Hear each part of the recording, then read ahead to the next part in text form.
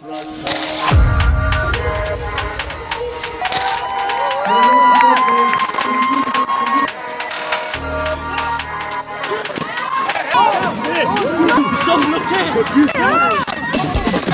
sommes rassemblés ce week-end, c'est suite à l'appel de la coalition européenne pour le droit au logement et à la ville. Alors ça fait plusieurs années qu'en fait elle appelle à des mobilisations fin mars parce qu'en fait c'est la fin de la trêve hivernale dans les pays qui en ont une. Et alors l'idée c'est qu'on clame haut et fort que nos villes, nos campagnes, nos lieux de vie ne sont pas à vendre.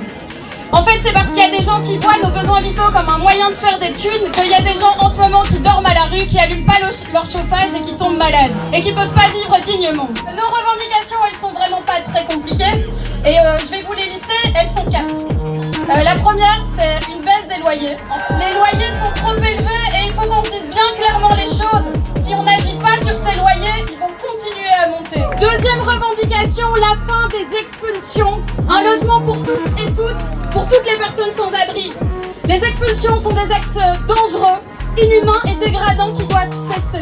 Troisièmement, la construction de logements sociaux de qualité, un soutien aux solutions anti-spéculatives, la réquisition des bâtiments vides et insalubres et la fin de la loi anti-squat. Et finalement, et c'est pas des moindres, on exige la régularisation des personnes sans papier. Parce que tous les problèmes que nous connaissons liés au logement quand on a déjà des papiers, c'est encore pire pour les personnes qui n'ont pas de papier.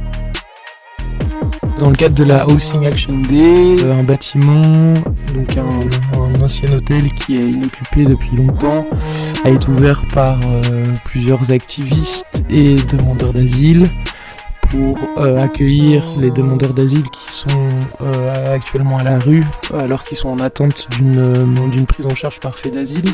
Ce qui s'est passé, c'est que ce logement était ouvert, occupé par plusieurs personnes et la police est très vite intervenue sans sommation.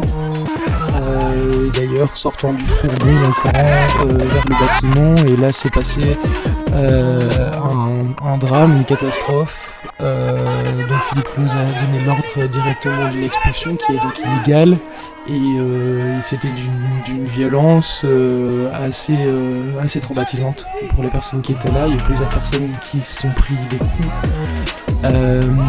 personnes qui ont été arrêtées.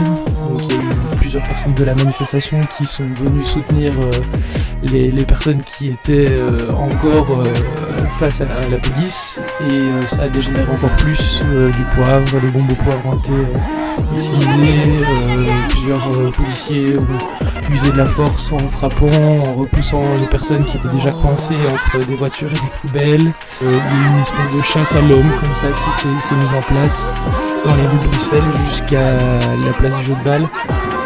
Des personnes se sont fait pousser, frapper dessus, les personnes qui tombaient, les policiers ont arrêté plusieurs de ces personnes.